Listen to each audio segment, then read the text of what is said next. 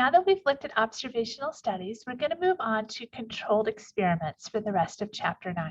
So remember that with an observational study, all we're doing is observing. We're not manipulating or changing anything at all. We're simply watching. An experiment, though, is a little bit different. So the purpose of an experiment is to study whether the treatment causes a change in the response.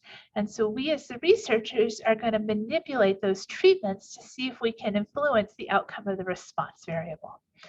So our definition here is an experiment deliberately chooses treatments for subjects in the sample and then observes their responses.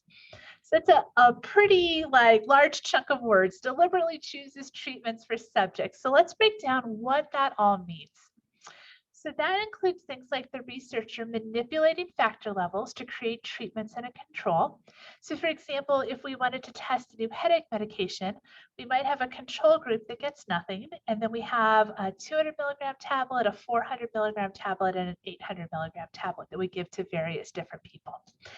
We're going to randomly assign our subjects to those treatments. So we'll randomly assign some people to get no medication, some to get 200, some to the 400, some to the 800. And then once we've done that, we're going to observe characteristics and take measurements of the response variable. We're going to compare the responses of the subject groups across the treatments. So we want to see if does this medication work at all? And if so, what seemed to be the best dosage? Was it the 200, the 400, the 800? Were they all pretty much the same?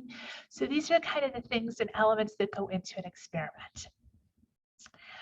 The three principles of experimental design. The first one is randomize. And we've talked about that quite a bit, right? We want to have a random sample so that it's representative of our population.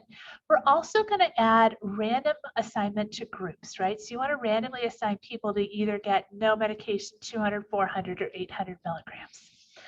Control is the second principle. So we want to control the effects of lurking variables on the response by comparing two or more treatments. So you want to have something to compare against. So that's why we had that group that gets no headache medication. And then replicate is the third principle. So you either need to use enough subjects, so a really large sample, or you need to take this experiment and repeat it with different participants or a different sample. So you want to use enough subjects in each group to reduce chance variation in the results. So in other words, you want to rule out that it was a fluke by replicating this or using a large enough sample that you've kind of gotten around the accidental fluke going on, and that you can really show that it is that medication or whatever you're testing that's helping.